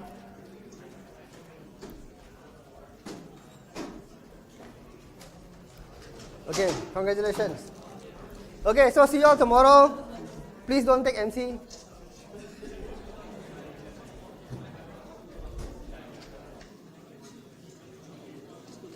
What's the use of the load work if I can just use load byte?